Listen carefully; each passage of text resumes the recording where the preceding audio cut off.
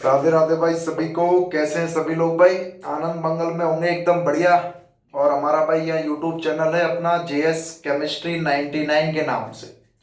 और एक शुरुआत की हुई है भाई साइंस स्ट्रीम को लेकर, जिसमें 9th 10th की साइंस स्टार्ट की हुई है और 11th 12th की केमिस्ट्री स्टार्ट की हुई है। जिसमें 12th का चैप्टर नंबर 6 हेलो एल्केन और हेलो एरीन्स हमने जो है भाई क्या किया हुआ है, स्टार्ट किया हुआ है। हेलो एल्केन यानी कि एल्केन से कोई हेलोजन जुड़ा हुआ है आरएक्स, और hello arenes aromatic compound benzene से कोई हेलोजन जुड़ा हुआ है, तो वो हो गया भैया हेलो एरीन्स।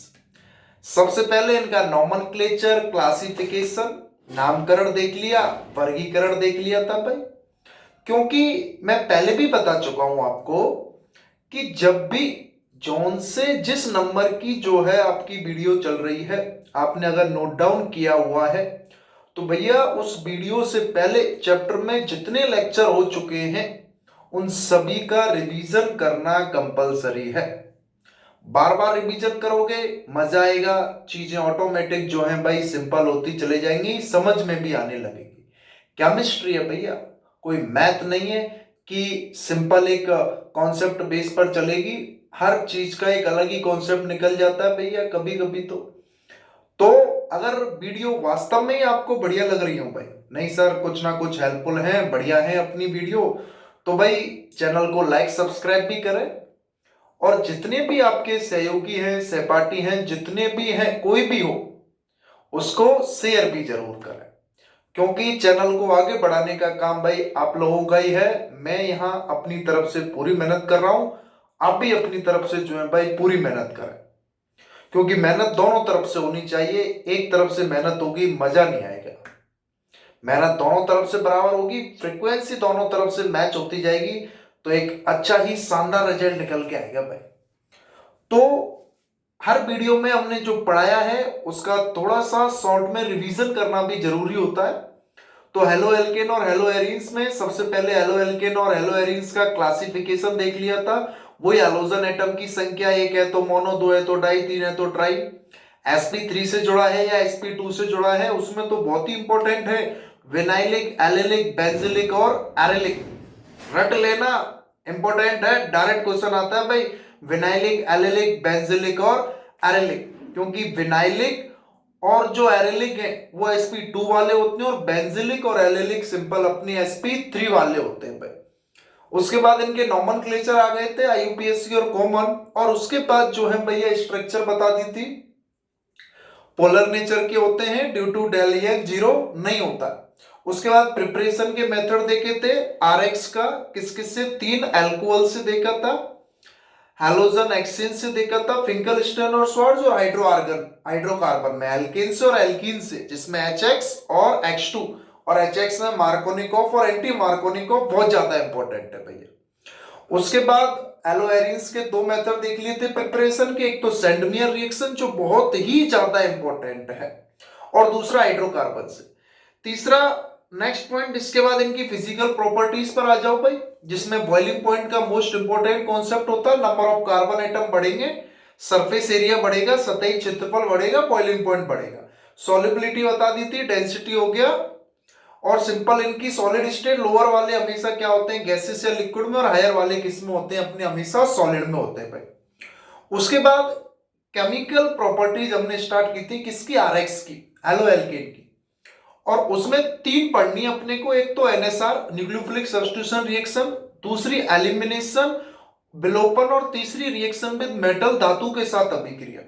तो इसमें हमने सबसे पहली देख ली थी अभी तक एनएसआर न्यूक्लियोफिलिक सब्स्टिट्यूशन रिएक्शन, और उसमें भी उनकी दो मैकेनिज्म भी देख ली है, SN1 और SN2। चीजें सेम है, प्रोसेस है, जिसमें आपको दो और याद रख लेने, एक तो सिंपल AgNO2 KNO2, और एक सिंपल AgCN और KCl, ये एम्फीडेंटेड वाले होते हैं। और SN1 SN2, SN1 में तो 3 to 1 डिग्री रिएक्टिविटी, और SN2 में 1 to 3। इसके बाद हम बात कर रहे हैं कुछ stereochemical expect in nucleophilic substitution reaction, ये एनएसआर का ही पार्ट है। दूसरा एलिमिनेशन को पढ़ने से पहले इसमें अपना एनसीईआरटी में पॉइंट्स भी दिया हुआ है अपना भैया, क्लास 12th का चैप्टर नंबर 6 जो है haloalkanes and haloarenes चल रहा है। Haloalkanes and hello arenes,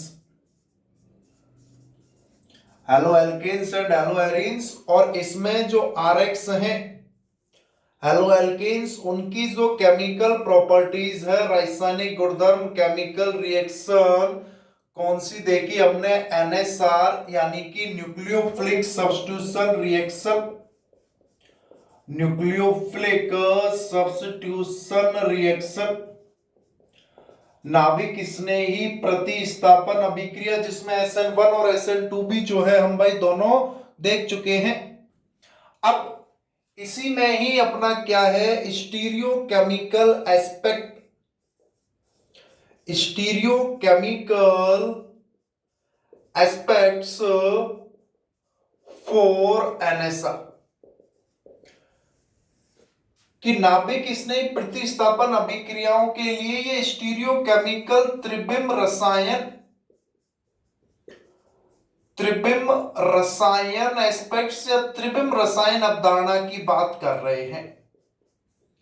इसको समझे कि एक्चुअली में हमने एनएसआर में बताया है कि कोई हेलो एल्केन है, आरएक्स है, कोई न्यूक्लियोफाइल आता है जिसमें कुछ भी हो सकता है, OH हो सकता है, NO2 हो सकता है, CN हो सकता है, एमीन्स हो सकता है, कोई भी हो सकता है। वो उस हैलोजन को रिप्लेस करता है, खुद उसके साथ जो है आसानी से जुड़ जाता है। एम्फीडेंटेड वाले हो गए थे तो KNO2 AgNO2, उसमें NO2 ONO और सिंपल KCN AgCN, KCN में जो है NC और AgCN में CN। अब इसमें हमने बताए हैं कि भाई जो SN1 है उसमें रेसिमाइजेशन प्रोडक्ट बनता है, रेसिमिक मिश्रण, और SN2 में जो है इन्वर्जन प्रतिलोमन बनता है। स्टीरियोकेमिकल एस्पेक्ट त्रिविम रसायन अवधारणा में कुछ पहले टर्म्स की बात करेंगे जिसमें हम सिंपल मॉलिक्यूलर एसिमेट्री और ऑप्टिकल एक्टिविटी, प्रकाशिक सक्रियता की बात करेंगे, क्रियलिटी की बात करेंगे, क्रियलता क्या होती है, एनांसियोमर्स क्या होते हैं, रिटेंशन क्या होता है, इन्वर्जन क्या होता है, रेसिमाइजेशन क्या होता है। कि यहां पर कुछ टर्म्स का मतलब समझना है भाई, कुछ टर्म्स का मतलब समझना है कि सबसे पहली टर्म्स की अगर मैं बात करूं जैसे कि ऑप्टिकल एक्टिविटी, ऑप्टिकल एक्टिविटी यानी कि प्रकाशिक सक्रियता का मतलब आपको पता होना चाहिए भाई। ऑप्टिकल एक्टिविटी यानी कि प्रकाशिक सक्रियता का मतलब आपको पता होना चाहिए। मॉलिक्यूलर एसिमेट्री, मॉलिक्यूलर एसिमेट्री आणविक असमता या इसी को हम बोल देंगे क्रियलिटी, क्रियलता का मतलब आपको समझ में आना चाहिए आणविक असमता, आणविक असमता, और सिंपल क्रियलिटी, क्रियलता के बारे में आपको पता होना चाहिए। उसके बाद अगर हम बात करें तो आपको सिंपल जो है आपको एनांसियोमर्स टर्म्स के बारे में पता होना चाहिए। एनांसियोमर्स जिनको हम बोलते हैं प्रतिबिंब समावयव, प्रतिबिंब समावयव एनांसियोमर्स, प्रतिबिंब समावयव। और एक है अपना रिटेंशन, रिटेंशन जिसको हम बोलते हैं धारण या धारणा। एक है अपना सिंपल इन्वर्जन जिसको हम बोलेंगे प्रतिलोमन, और एक है अपना सिंपल रेसिमाइजेशन, रेसिमाइजेशन या इसी को सिंपल हम क्या बोल देते हैं भैया, रेसिमिक मिक्सर, रेसिमीकरण या रेसिमिक मिश्रण। ये कुछ टर्म्स हैं स्टीरियोकेमिकल एस्पेक्ट से रिलेटेड। इनका मतलब भी अगर हमको पता हो जाए तो काफी चीजें जो है आसान हो जाती हैं। डायरेक्ट क्वेश्चन आ जाता है ऑप्टिकल एक्टिविटी क्या है, क्रियलिटी क्या है, एनांसियोमर्स क्या है, रिटेंशन क्या है, इन्वर्जन क्या है, रेसिमाइजेशन क्या है, या सिंपल रेसिमिक मिक्सर क्या है। अब हम इनको जो है टर्म बाय टर्म पढ़ते जाएंगे। सबसे पहले हम ऑप्टिकल एक्टिविटी को पढ़ेंगे, मॉलिक्यूलर एसिमेट्री को पढ़ेंगे, क्रिएलिटी को पढ़ेंगे, एनहांसमेंट्स को पढ़ेंगे, रिटेंशन को पढ़ेंगे, इन्वर्जन को पढ़ेंगे, रेसिमाइजेशन रेसिमिक मिश्रण को पढ़ेंगे भाई। ठीक है, समझ में आ रही है क्या बात? यहां तक मैं इसको हटा देता हूं और अब जो है हम यहां से स्टार्ट करेंगे भैया सबसे पहले ऑप्टिकल एक्टिविटी से। सबसे पहले जो है अब हम यहां से क्या स्टार्ट करेंगे? ऑप्टिकल एक्टिविटी यानी कि प्रकाशिक समाव्यवता से स्टार्ट करते हैं। पहला ही पॉइंट अपना क्या आ जाएगा? ऑप्टिकल एक्टिविटी यानी कि प्रकाशिक सक्रियता। अपना पहला ही पॉइंट्स आ गया भैया ऑप्टिकल एक्टिविटी यानी कि प्रकाशिक सक्रियता।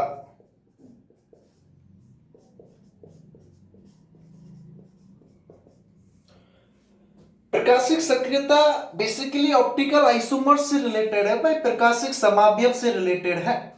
कैसे देखते हैं कि कोई भी हमने यहां ऑर्गेनिक या इनऑर्गेनिक कंपाउंड्स लिया हुआ है, इसमें क्या लिया हुआ है भाई? ऑर्गेनिक कंपाउंड्स लिया हुआ है, कार्बनिक यौगिक।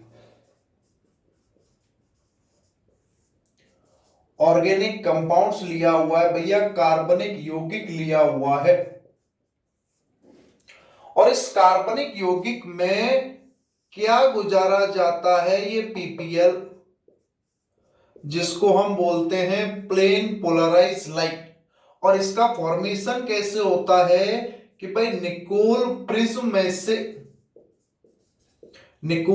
में से अगर सनलाइट को गुजारा जाए तो ये पीपीएल का फॉर्मेशन होता है। पीपीएल का मतलब है प्लेन पोलराइज लाइट।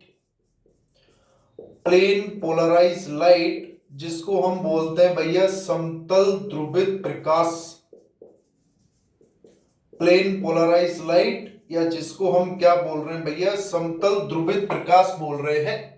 जब इस पीपीएल को इस ऑर्गेनिक कंपाउंड से होकर गुजारा जाता है, जब इस पीपीएल को प्लेन पोलराइज लाइट को हम सिंपल ऑर्गेनिक कंपाउंड से होकर गुजार रहे हैं, तो दो ही पॉसिबिलिटीज हैं कि ये कंपाउंड इस पीपीएल का कि या तो कोई रोटेशन कर दे या कोई भी रोटेशन ना करे। रोटेशन का मतलब घूर्णन कर दे।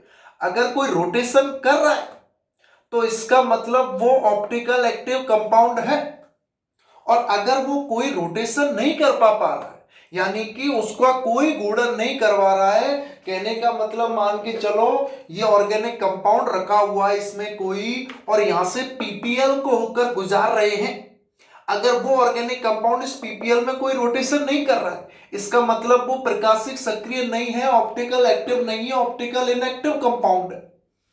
और अगर वो उसमें कोई रोटेशन करा पा रहा है, उसका रोटेशन करा रहा है, उसको गुणित कर पा रहा है, तो इसका मतलब वो ऑप्टिकल एक्टिव कंपाउंड है। तो दो ही केस बन सकते हैं। एक तो पहला केस तो क्या भाई? No rotation of PPL. No rotation of PPL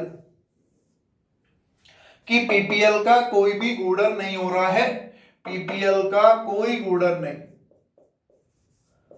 PPL का कोई भी घूर्णन नहीं हो रहा है, तो ये कंपाउंड्स क्या है भाई? ऑप्टिकली इनएक्टिव कंपाउंड्स है।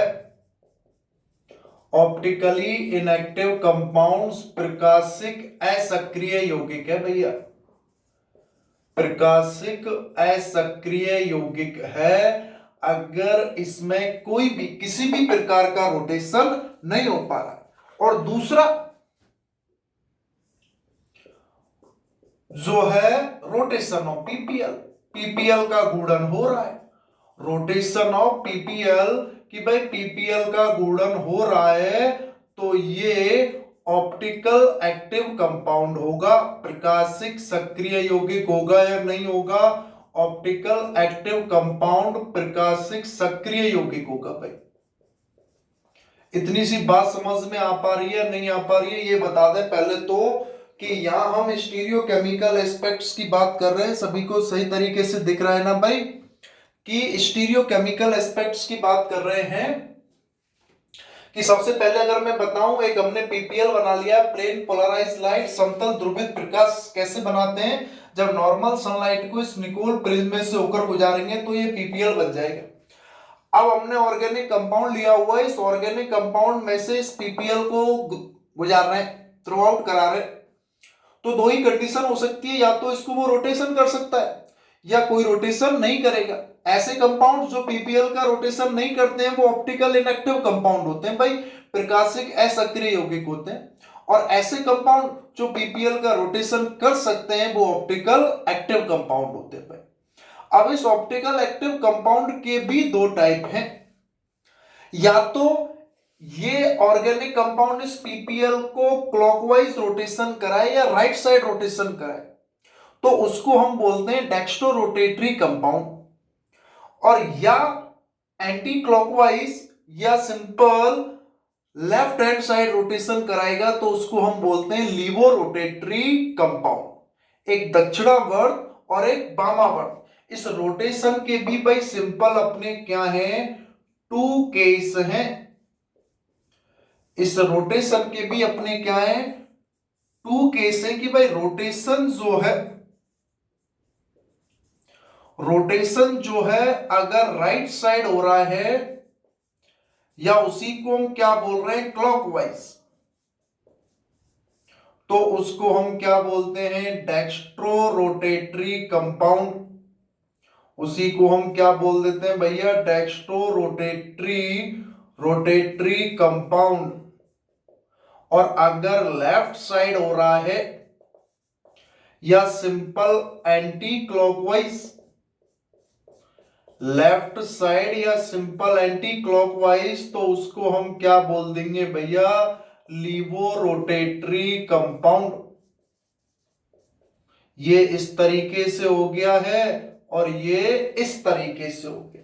ये दोनों चीजें क्या समझ में आ रही हैं भैया, कि अगर रोटेशन दो तरीके से हो सकता है, कि एक तो वो क्या करे, क्लॉकवाइज रोटेशन कराए, तो उसको हम बोलते हैं डेक्स्ट्रो रोटेटरी कंपाउंड। या एक वो एंटी क्लॉकवाइज कराए, लेफ्ट साइड करा रहा है, तो उसको हम बोलते हैं laevo rotatory compound. Dextro rotatory का मतलब दक्षिणावर्ती यौगिक। डेक्स्ट्रो रोटेटरी का मतलब क्या हो जाएगा भैया, दक्षिणावर्ती। और लीवो रोटेटरी का मतलब क्या हो जाता है, वामावर्ती। इसको जो है सिंपली हम किससे डिनोट करते हैं, स्मॉल डी या पॉजिटिव साइन से। और इसको हम किससे डिनोट करते हैं, स्मॉल एल या माइनस साइन से। स्मॉल डी लिख दो या प्लस लिख दो, स्मॉल एल लिख दो या माइनस लिख दो। बात समझ में आ रही है नहीं आ रही है कुछ, कि भैया ऑप्टिकल एक्टिव कंपाउंड क्या है, हम इनकी बात कर रहे हैं। पढ़ क्या रहे हैं हम यहां, सिंपल ये समझ लें पहले तो, कि एनएसआर के हमको स्टीरियोकेमिकल एस्पेक्ट्स देखने हैं। कुछ टर्म्स की बात कर रहे हैं उसमें हम, जिसमें हमने सबसे पहले स्टार्ट किया हुआ है ऑप्टिकल एक्टिव कंपाउंड्स को या ऑप्टिकल एक्टिविटी को। उस ऑप्टिकल एक्टिविटी का मतलब क्या है, कि अगर पीपीएल को, प्लेन पोलराइज लाइट को, किसी भी ऑर्गेनिक कंपाउंड से होकर गुजारा जाए तो दो ही कंडीशन होंगी, या तो वो पीपीएल में घूर्णन होगा, रोटेशन होगा, या रोटेशन नहीं होगा। अगर रोटेशन नहीं हो रहा है तो वो ऑप्टिकल इनएक्टिव कंपाउंड है भैया, प्रकाशिक असक्रिय यौगिक है। और अगर घूर्णन हो रहा है तो वो ऑप्टिकल एक्टिव कंपाउंड है, प्रकाशिक सक्रिय यौगिक है। अब उस रोटेशन में भी दो टाइप है, या तो वो रोटेशन क्लॉकवाइज हो, या तो वो रोटेशन क्लॉकवाइज हो, राइट हैंड साइडेड हो, तो उसको हम बोलते हैं उस कंपाउंड को डेक्स्ट्रो रोटेटरी कंपाउंड, दक्षिणावर्ती यौगिक, जिनको हम स्मॉल डी या प्लस साइन से रिप्रेजेंट कर रहे हैं। या अगर कुछ ऑर्गेनिक कंपाउंड्स उसको लेफ्ट हैंड साइड में रोटेशन करा रहे हैं, तो उनको हम एंटी क्लॉकवाइज रोटेशन करा रहे हैं तो उनको हम बोलते हैं लीवो रोटेटरी या वामावर्ती। उसको कैसे रिप्रेजेंट करते हैं, स्मॉल एल या माइनस साइन के साथ। और किसी भी कंपाउंड्स के दो फॉर्म होते हैं, एक डेक्स्ट्रो और एक लीवो।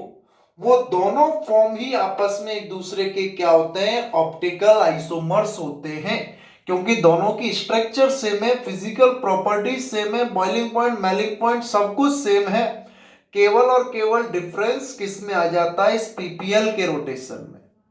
किस में आ जाता है, इस पीपीएल के रोटेशन में आ जाता है। तो भैया यहां पर ये जो स्मॉल डी और ये स्मॉल एल जो है वो आपस में एक दूसरे के क्या होते हैं, ऑप्टिकल आइसोमर्स। क्या होते हैं, ऑप्टिकल आइसोमर्स हैं, प्रकाशिक समावयव होते हैं। क्या होते हैं, प्रकाशिक समावयव होते हैं, ऑप्टिकल आइसोमर्स होते हैं।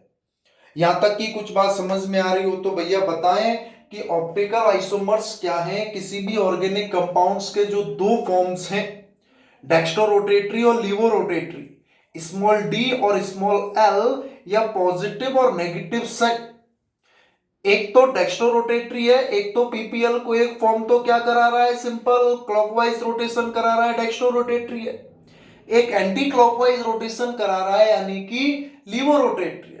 और ये डेक्स्ट्रो और लीवो, स्मॉल डी और स्मॉल एल ही आपस में एक दूसरे के क्या हैं, ऑप्टिकल आइसोमर्स हैं। या स्मॉल डी और स्मॉल एल की बात हो रही है, ना कि कैपिटल डी और कैपिटल एल। इस कैपिटल डी और कैपिटल एल के बारे में अपन बात करते हैं सबसे लास्ट जो अपना चैप्टर है भैया, बायोमोलिक्यूल में, क्योंकि उसमें ग्लूकोज की स्ट्रक्चर की बात होती है। और उस स्ट्रक्चर में हम देखते हैं कि वो कैपिटल डी या कैपिटल एल है। तो कैपिटल डी और कैपिटल एल अलग चीज के लिए है, स्मॉल डी और स्मॉल एल अलग चीज के लिए है। स्मॉल डी और स्मॉल एल तो किसके लिए है भाई, सिंपल ऑप्टिकल आइसोमर्स के लिए है, प्रकाशिक समावयवता के लिए है। बात समझ में आ रही हो तो भैया बताएं कुछ। डायरेक्ट क्वेश्चन आ जाता है, ऑप्टिकल एक्टिविटी क्या है, what is meant by optical activity, तुरंत बता दोगे।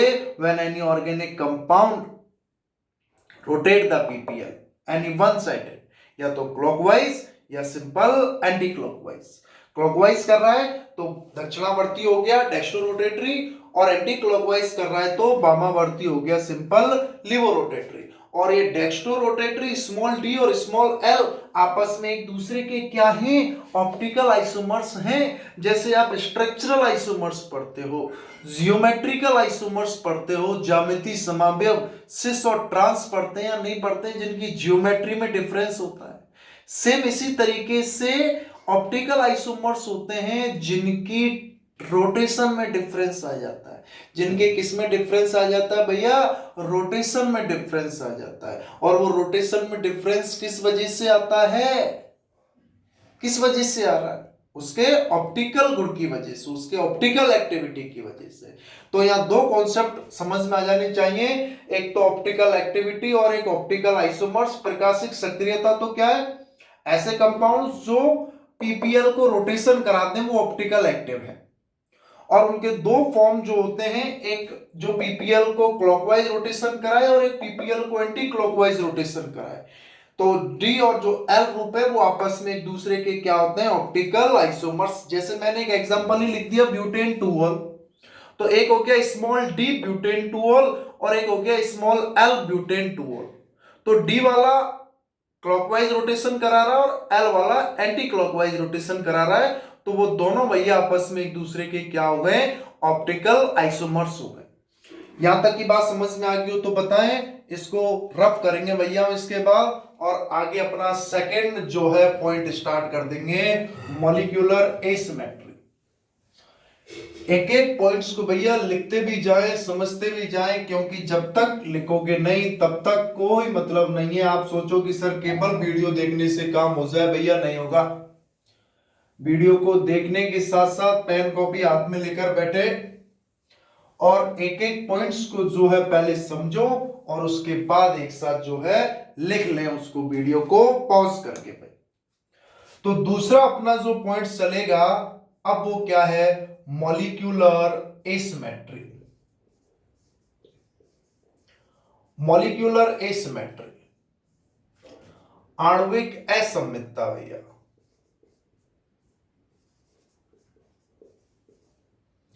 आणविक असममितता। तो सिंपली आणविक असममितता का मतलब क्या, मॉलिक्यूल एसिमेट्रिक है, उसको किसी भी एक्सिस से टू इक्वल पार्ट्स में डिवाइड नहीं किया जा सकता। दो ही चीजें तो होती है, सिमेट्री और एसिमेट्री। सममिति का मतलब किसी भी एक्सिस से दो बराबर इक्वल भाग में डिवाइड कर दे तो वो तो सिंपल क्या हो जाता है, सिमेट्रिक कंपाउंड। और जिसको आप दो इक्वल पार्ट में डिवाइड नहीं कर पाओ वो क्या है, एसिमेट्रिक कंपाउंड। यानी कि एसिमेट्री का मतलब क्या, molecule can not divide into two equal half, कि simple molecule can not divide into two equal half, कि मॉलिक्यूल जो है दो बराबर भागों में डिवाइड नहीं हो सकता। इसका मतलब उसमें एसिमेट्रिकल है भाई, असममितता है। कि जैसे हमारी बॉडी को इस एक्सिस से काटो दो बराबर भागों में डिवाइड हो गई, इस एक्सिस से काटोगे ऐसे थोड़ी डिवाइड होगी। अगर वो किसी भी एक्सिस से दो बराबर भागों में टू इक्वल हाफ में डिवाइड नहीं हो सकता है तो इसका मतलब वो क्या है, आणविक असममित यौगिक है या नहीं है। तो उसके लिए आणविक असममित यौगिक के लिए मॉलिक्यूल में क्या होना चाहिए भैया, एक जो है स्टीरियो सेंटर या एक एसिमेट्रिक कार्बन होना चाहिए, त्रिविम केंद्र या एक स्टीरियो सेंटर या एक किरेल कार्बन होना चाहिए। कि एक ही पॉइंट्स का मतलब है, एक तो बोल दूं स्टीरियो सेंटर त्रिविम केंद्र, या बोल दूं मैं एसिमेट्रिक कार्बन,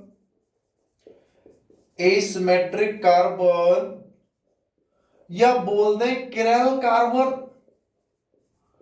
तीनों का मतलब ही एक है कि भाई इसको या तो आप बोल दो त्रिविम केंद्र या बोल दो असममित कार्बन,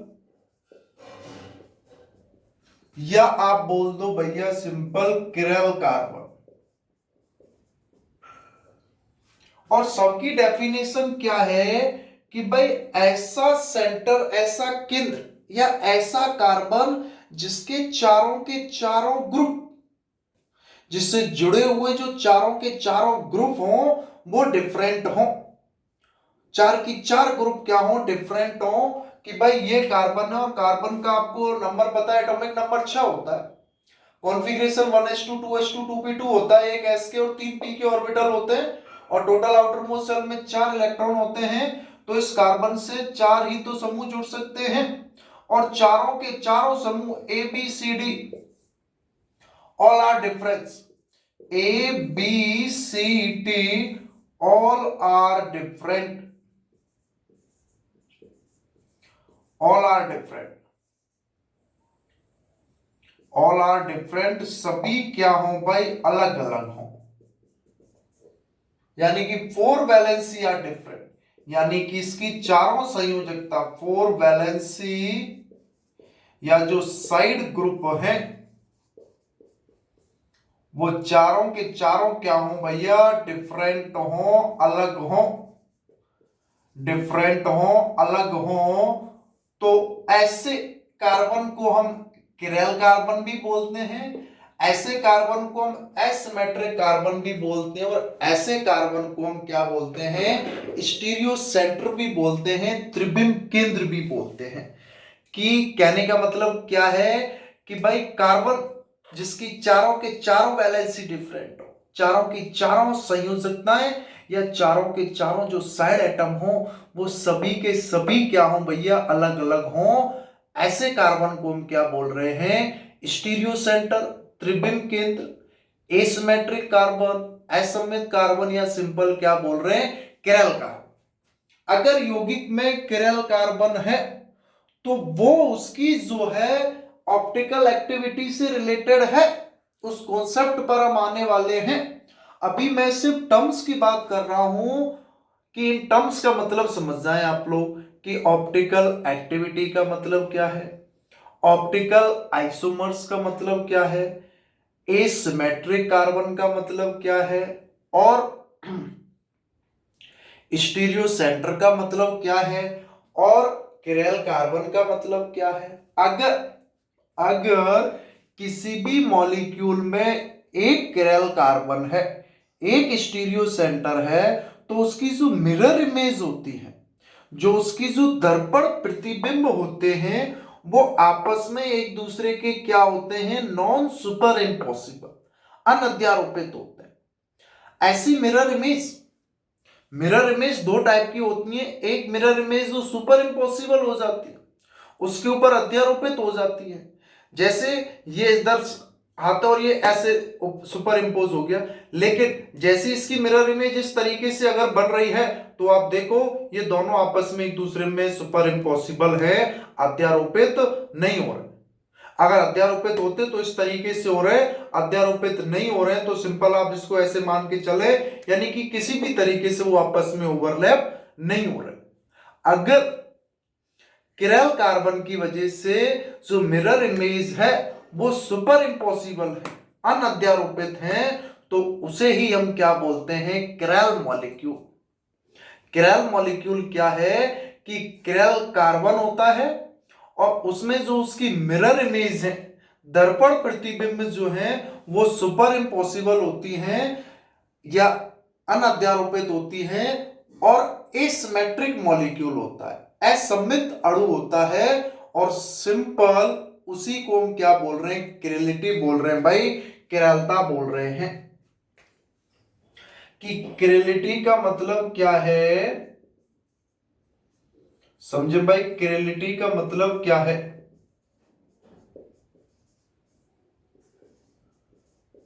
किरलता का मतलब क्या होता है एक्चुअली में, कि जो अपना ये किरल सेंटर है, इसकी वजह से ये जो मिरर इमेज है, मिरर इमेज यानी कि दर्पण प्रतिबिंब, मिरर इमेज जो होती हैं वो नॉन सुपर इम्पॉसिबल होती है भैया, नॉन सुपर इम्पॉसिबल,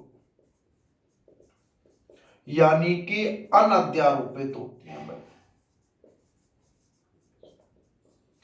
क्या होती हैं, अनअध्यारोपित होती हैं, नॉन सुपर इम्पॉसिबल होती हैं, अनअध्यारोपित होती हैं। और अगर mirror image non super impossible है तो वो क्या होता है, एसिमेट्रिक मॉलिक्यूल होता है।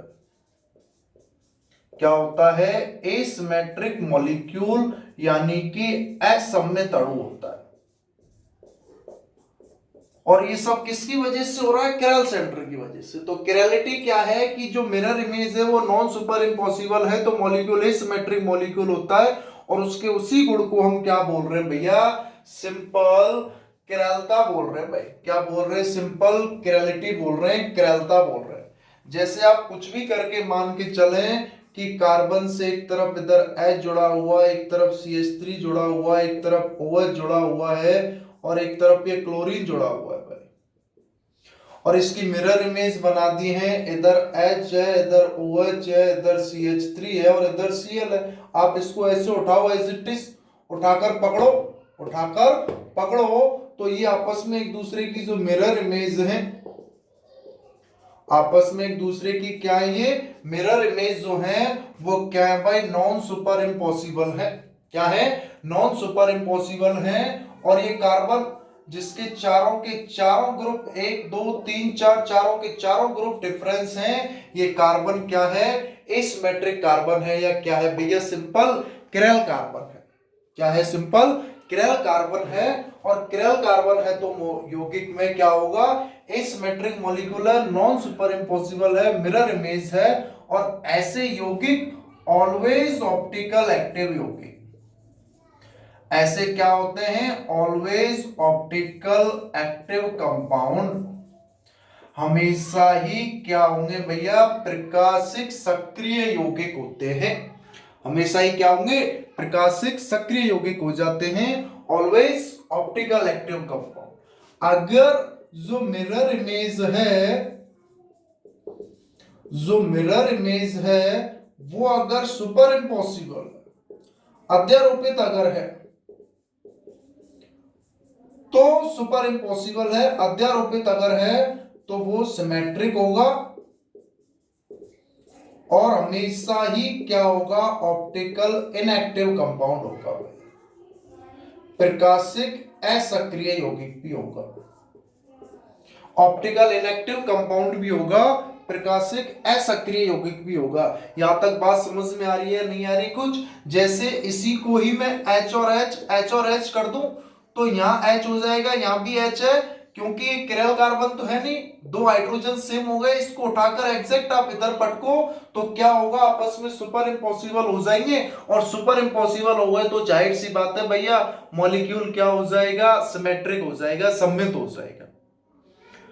तो चार टर्म्स बता दी हैं, एक तो ऑप्टिकल एक्टिविटी, एक ऑप्टिकल आइसोमर्स, एक किरलिटी, एक क्या हो गई सिंपल किरलिटी, और एक इसको आप समझ लो चाहे तो स्टीरियो सेंटर, एसिमेट्रिक कार्बन और किरल कार्बन। ये क्या है जिससे molecule can not divide into two equal half, उसको मॉलिक्यूलर एसिमेट्री बोल रहे हैं। और जो किसकी वजह से आती है, स्क्रेल कार्बन की वजह से, या इस एसिमेट्रिक कार्बन या इस स्टीरियो सेंटर की वजह से आ रही है। तीनों का मतलब ही सेम है कि ऐसे कार्बन ग्रुप जिनसे जुड़ने वाले ये जो चारों समूह है, 1 2 3 4, चारों के चारों अगर क्या हो भैया डिफरेंट हो तो उसी को हम बोल देते हैं किरल कार्बन, स्टीरियो सेंटर या एसिमेट्रिक कार्बन। और उसकी मिरर इमेज हमेशा क्या होती है, नॉन सुपर इम्पॉसिबल होती है, अनअध्यारोपित होती है। जैसे आपके सामने अगर ये मिरर के सामने आपका हैंड आएगा, फिर आप इसको इस तरीके से ओवरलैप करोगे, अध्यारोपित करोगे, तो वो इम्पॉसिबल होता है, पॉसिबल नहीं होता। नॉन सुपर इम्पॉसिबल है, ना कि सुपर इम्पॉसिबल है। या तो अध्यारोपित या सिंपल अनअध्यारोपित। अगर अनअध्यारोपित है तो एसिमेट्रिक मॉलिक्यूल है, और एसिमेट्रिक मॉलिक्यूल हमेशा ऑप्टिकल एक्टिव कंपाउंड होते हैं।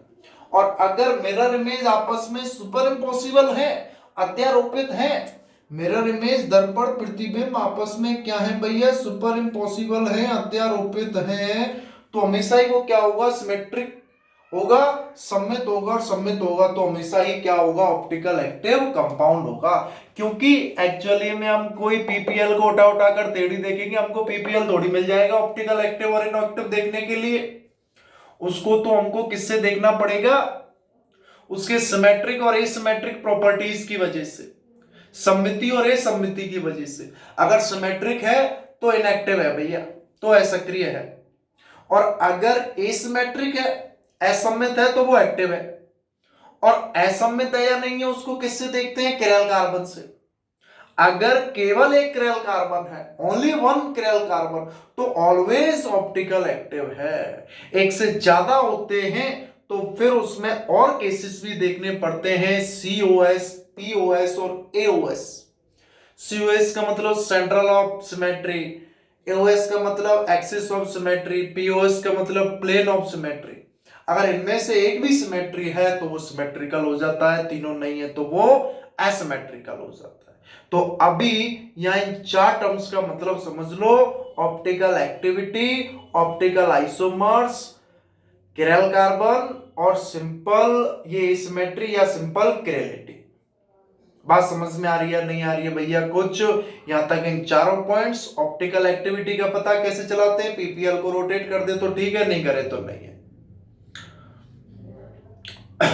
ऑप्टिकल एक्टिव हो गया, अगर कर रहा है तो डेक्स्ट्रोलिवो फॉर्म है प्लस माइनस वाली, आपस में एक दूसरे के क्या हो गए, ऑप्टिकल आइसोमर्स हो गए, प्रकाशिक समाव्यता हो गए। अगर किरल कार्बन या एसिमेट्रिक कार्बन या स्टीरियो सेंटर का मतलब चारों वैलेंसी डिफरेंट है, का मतलब चारों वैलेंसी डिफरेंस हैं, अगर ये है तो मिरर इमेज सुपर इम्पॉसिबल होगी, किरलिटी बोलते हैं, और हमेशा ऑप्टिकल एक्टिव कंपाउंड होगा, प्रकाशिक सक्रिय यौगिक होगा। और अगर किरल कार्बन नहीं है तो मॉलिक्यूल सिमेट्री होगा, सममित होगा, और हमेशा क्या होगा, ऑप्टिकल इनएक्टिव होगा, प्रकाशिक असक्रिय होगा। भाई हिंदी में टर्म्स जो है हम सिंपल एक ही बार यूज करेंगे, चीजें वही हैं, समझना है बस अपने को, केवल टर्म्स का ही तो डिफरेंस है, बाकी मैं बताना क्या चाह रहा हूं ये आपको अच्छे से समझ में आ रहा होगा भाई। तो आज हम यहां तक बात करेंगे, नेक्स्ट वीडियो में जो है हम एनांशियोमर्स, रिटेंशन, इन्वर्जन और रेसिमाइजेशन की भी बात करेंगे। प्रतिबिंब समाव्यव, धारण, प्रतिलोमन और रेसिमीकरण। तो भाई यहां तक समझ में आ रहा है या नहीं आ रहा है?